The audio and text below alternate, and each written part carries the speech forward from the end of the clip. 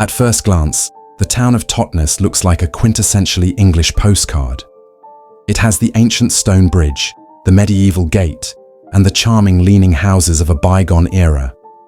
But look a little closer, past the Tudor facades, and you will find something quite revolutionary.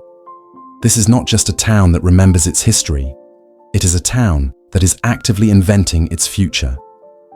Totnes is the world's first transition town, a living laboratory for a new kind of human economy, one that doesn't just take from the earth, but learns to live within its limits. Observe the high street. In most of our modern world, every town centre has begun to look exactly like the next, a monoculture of global brands. But Totnes has resisted. It has fought to keep its soul local. Years ago, the people here did something extraordinary. They created their own currency, the Totnes pound. It was a symbolic and practical act of rebellion. The goal? To keep wealth circulating within the community, like blood through a heart, rather than letting it bleed out into the coffers of distant corporations. It is a lesson in economic resilience, a town choosing to feed itself first. But the revolution is not just in the wallet, it is in the soil. Throughout the town, the boundaries between public space and private garden have dissolved. This is the incredible edible movement. Look here, at the train station, along the pathways. Food is growing everywhere. Nut trees, herbs, and seasonal vegetables, free for anyone to harvest. It is a radical reimagining of the urban landscape.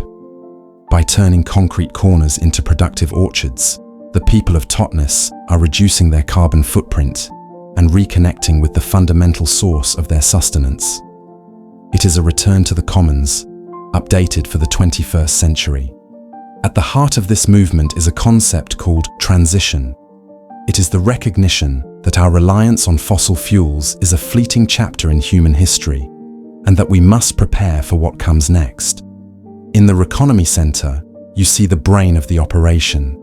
Here, new businesses are incubated, not based on infinite growth, but on social well-being and ecological health. There are repair cafes, where broken toasters are given new life, and tool-sharing schemes that challenge the need for every household to own its own drill. It is a shift from consumer to citizen, from me to we. Totnes reminds us that being green is not about going back to the dark ages. It is about moving forward with wisdom. It is about using our remarkable human ingenuity to create a world that is more vibrant, more connected, and more secure. As the sun sets over the Devon hills, lighting up the solar panels on century-old roofs, you realize that Totnes is a beacon of hope. It proves that a community, when united by a shared vision, can pivot away from disaster and toward a flourishing, sustainable existence. The journey of transition is not an easy one. It requires courage, patience, and a willingness to fail and try again. But in this small corner of England, the seeds have been sown.